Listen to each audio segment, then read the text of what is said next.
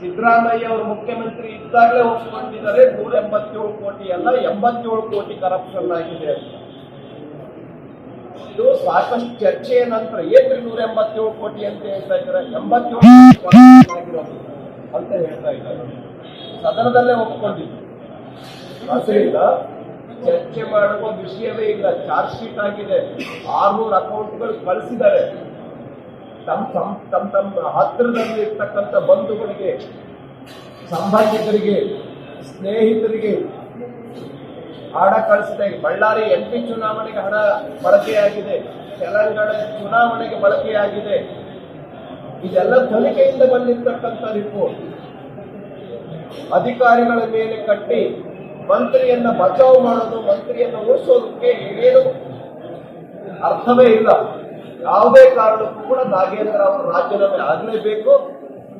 ಎಲ್ಲಿವರೆಗೆ ನಾಗೇಂದ್ರ ಅವರು ರಾಜೀನಾಮೆ ಆಗೋದಿಲ್ಲ, ಸರ್ಕಾರ ರಾಜೀನಾಮೆ ತೆಗೆದುಕೊಳ್ಳೋದಿಲ್ಲ, ಅಲ್ಲಿಯವರೆಗೆ ಭಾರತೀಯ ಜನತಾ ಪಾರ್ಟಿ ಹೋರಾಟವನ್ನ ಮಾಡುತ್ತೆ. ಏನು ರಾಜ್ಯದ ಪಾರ್ಕ್ಗಳಲ್ಲಿ 5% ಜಾಗವನ್ನ ಸರ್ಕಾರ ತೆಗೆದುಕೊಳ್ಬೇಕು ಅಂತ ಏನು ರೆಸಲ್ಯೂಷನ್ ಅನ್ನ ಮಾಡಿದೆ, ಇದನ್ನ ಭಾರತೀಯ ಜನತಾ ಪಾರ್ಟಿ ವಿರೋಧ ಮಾಡುತ್ತೆ.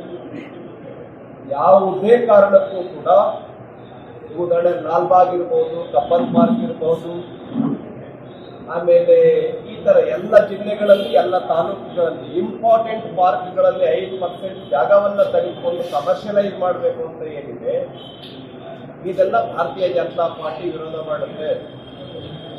ಯಾಕೆ ಅಂತಂದ್ರೆ ಇಡೀ ರಾಜ್ಯದಲ್ಲಿ, ವಿಶೇಷವಾಗಿ ಬೆಂಗಳೂರಿನೊಳಗೆ ಯಾವ ಪ್ರಮಾಣದಲ್ಲಿ ಗಿಡ ಮರಗಳಿರ್ಬೇಕಾಗಿತ್ತು, ಯಾವ ಪ್ರಮಾಣದಲ್ಲಿ ಪಾರ್ಕ್ಗಳಿರ್ಬೇಕಾಗಿತ್ತು, ಆ ಪಾರ್ಕ್ಗಳಿಲ್ಲ. ಮತ್ತು ಇರೋ ಪಾರ್ಕ್ಗಳನ್ನು ಒತ್ತುವರಿ ಮಾಡ್ತಾ ಇದ್ದಾರೆ.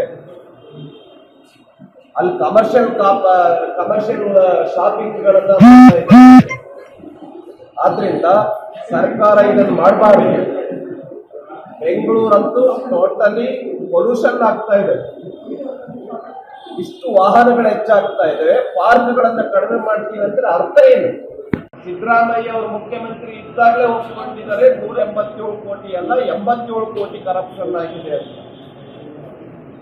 ಇದು ಸಾಕಷ್ಟು ಚರ್ಚೆಯ ನಂತರ ಏನ್ರಿ 187 ಕೋಟಿ ಅಂತ ಹೇಳ್ತಾ ಇದ್ದಾರೆ, 87 ಕೋಟಿ ಆಗಿರೋದು ಅಂತ ಹೇಳ್ತಾ ಇದ್ದಾರೆ. ಸದನದಲ್ಲೇ ಒಪ್ಪಿಕೊಂಡಿದ್ದು. ಅದರಿಂದ ಚರ್ಚೆ ಮಾಡುವ ವಿಷಯವೇ ಇಲ್ಲ. ಚಾರ್ಜ್ ಶೀಟ್ ಆಗಿದೆ, 600 ಅಕೌಂಟ್ಗಳು ಕಳಿಸಿದ್ದಾರೆ. ತಮ್ಮ ಹತ್ತಿರದಲ್ಲಿ ಇರ್ತಕ್ಕಂಥ ಬಂಧುಗಳಿಗೆ, ಸಂಬಂಧಿಕರಿಗೆ, ಸ್ನೇಹಿತರಿಗೆ ಹಣ ಕಳಿಸಿದೆ. ಬಳ್ಳಾರಿ MP ಚುನಾವಣೆಗೆ ಹಣ ಬಳಕೆಯಾಗಿದೆ, ತೆಲಂಗಾಣ ಚುನಾವಣೆಗೆ ಬಳಕೆಯಾಗಿದೆ. ಇದೆಲ್ಲ ತನಿಖೆಯಿಂದ ಬಂದಿರತಕ್ಕಂಥ ರಿಪೋರ್ಟ್.